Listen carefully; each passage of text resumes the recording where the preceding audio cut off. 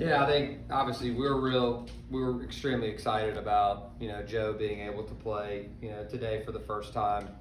Uh, when he first heard the news, um, he was just over the moon, obviously, and I think he's a unique guy. And anybody that knows Joe, he remained positive throughout an extremely difficult situation. One that we all thought initially, when he decided to come back this way, which was the right, the only move for him. We felt like it would be a pretty easy waiver, and it did not turn out that way. Which surprised all of us. But to his credit, he remained positive the entire time. He remained determined, to improve as a basketball player and to become immersed in the VCU community and within our team, and to provide leadership, to this team that certainly is a very young team. And then, he remained consistent. He remained consistent throughout. He was the same Joe every single day. Not only personally, from a personality standpoint, and his mood, but also his attention to detail and work ethic, that he brought every single day. And so it's certainly a lesson for all of us that are around him every day and have had the great fortune to be around him every day. You're going to have hard things, put on your plate that you don't really want, right? We all have that in life, and how we respond to those things is everything.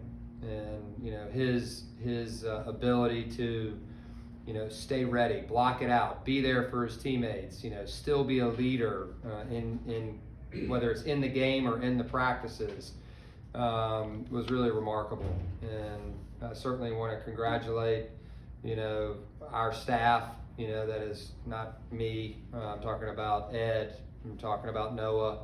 Who have worked so hard, to fight for Joe.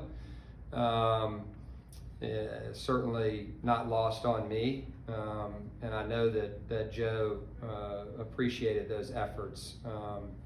And I think the right thing has happened for him. And I know there's a lot of different opinions about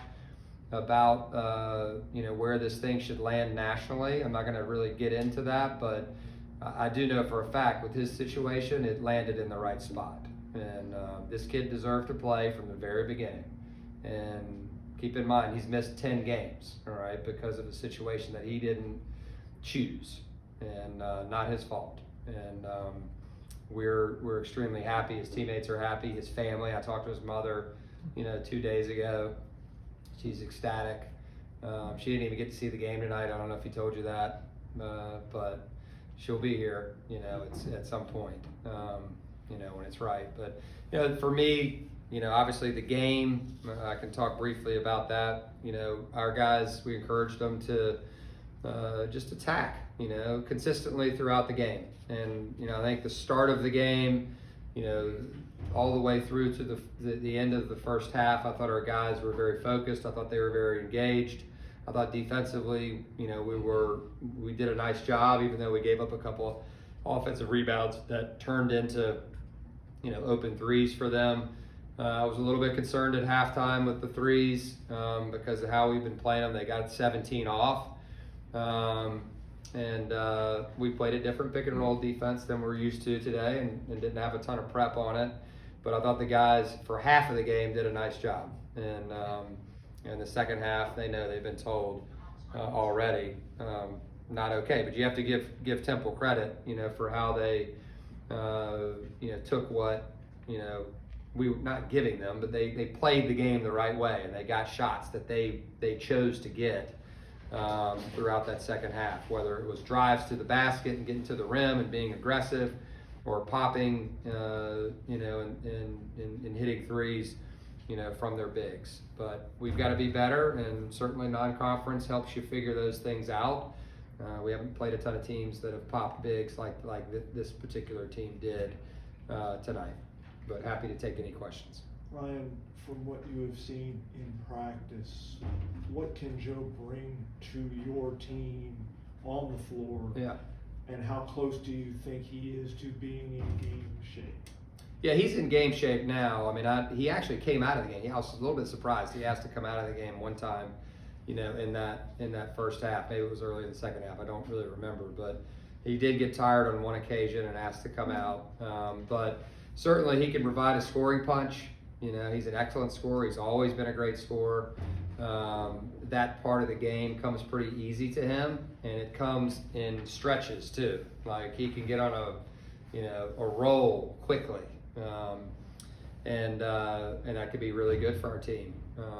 He's a really reliable defender, and can really help us on that side of the ball as well. I think overall, just from a depth perspective, right? He brings leadership. He brings, a veteran, that's been in some tight situations, and understands, what you have to do in those situations to be successful. And so, he brings us consistency, right? Outside of the games, right? Now all of a sudden, he's playing with his guys as opposed to just practicing with the guys.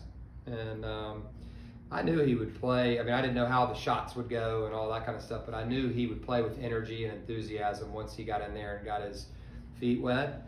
Like, he's used to playing with those guys that he subbed in with every single day.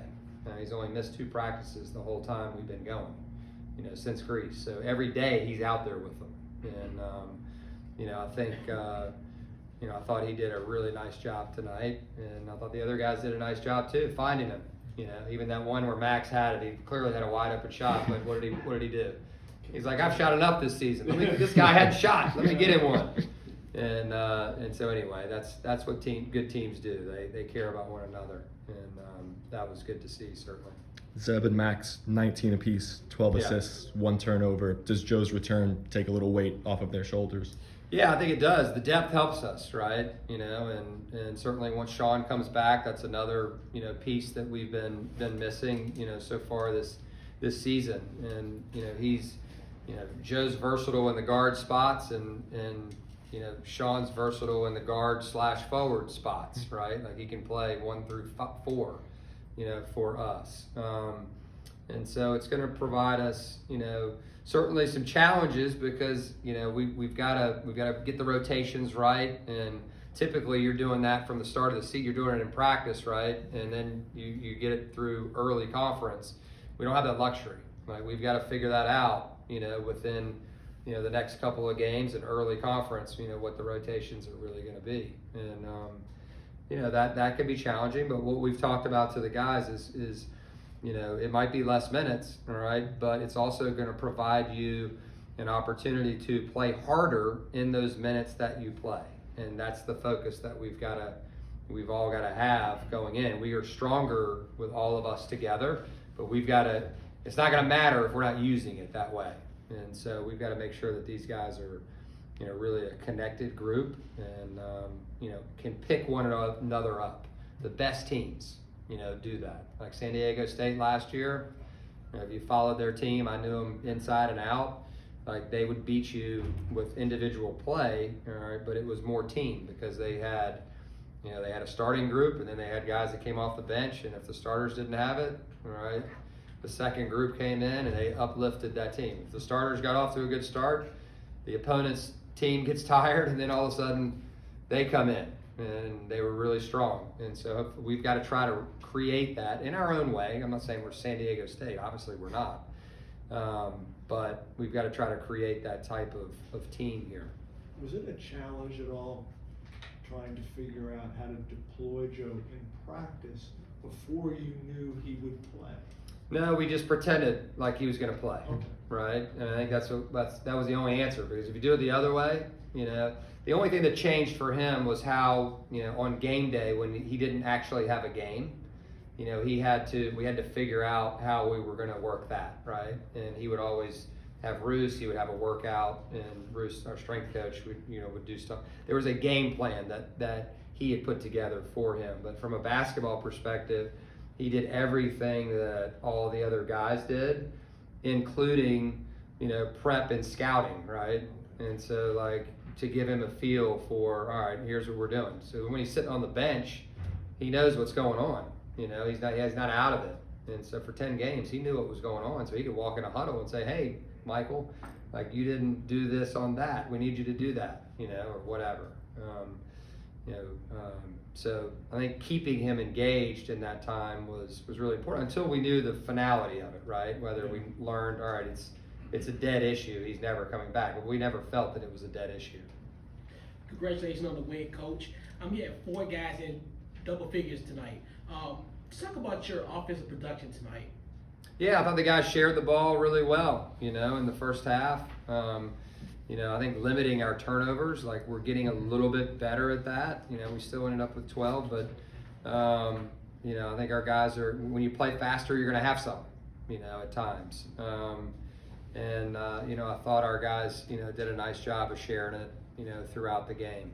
There certainly were some good individual one-on-one plays, but, the guys were looking for one another, and certainly that's the team that we aspire to be. We want to be a team that shares it. Coach, they were 33% inside the arc first half, 72 second half. Yeah. What were they doing? What was the switch that they made, and how were they able to double their production? Yeah, they got some in transition, right? And so, we had a couple turnovers that turned into baskets. Certainly their guards, were able to get in there. They've got good drivers, right? I mean, that's what they do. I mean, they're 14th in the country in terms of drawing fouls, which is a pretty, important stat. They're going to find their way in there. The key is, are you going to foul them, or are they going to see the rim? They saw the rim too much. And part of that was due to the fact that they were popping their bigs, right? And we were still trying to stay in one of our coverages where we kind of doubled the ball.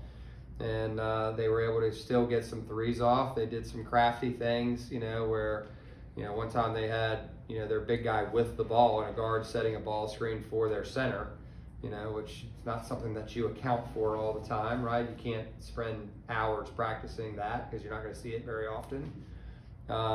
But it is something that our guys do know how to guard. We have a coverage for it. I think we began to switch, later in the half just to try to keep them in front. But they're good at getting in there. I think that's the short answer to it. They were determined to get in there. We've got to be more determined to keep them out of there. And that's keeping a chest in front, all right, and not letting a guy get around.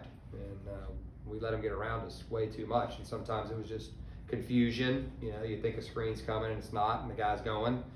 They just create a little bit of uncertainty. But they're a unique team.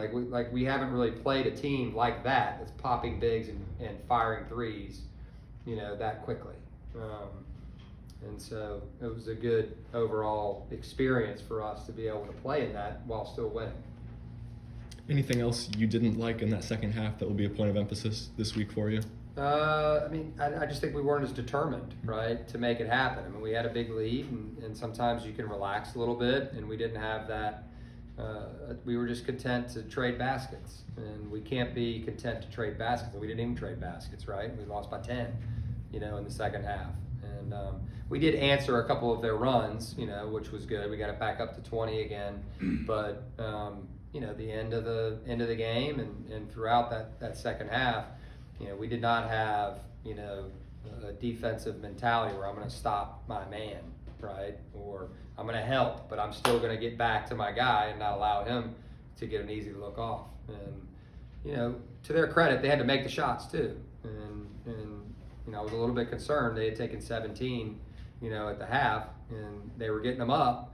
And there's always a risk when you're allowing them to get them up that they're going to go down. And our original pick and roll coverage doesn't allow as many threes, but we wanted to get the ball out of their leading scorer's hands more than not. Anything else for Coach? All right, guys. All right, guys. Thank you so much, Ryan. Do you see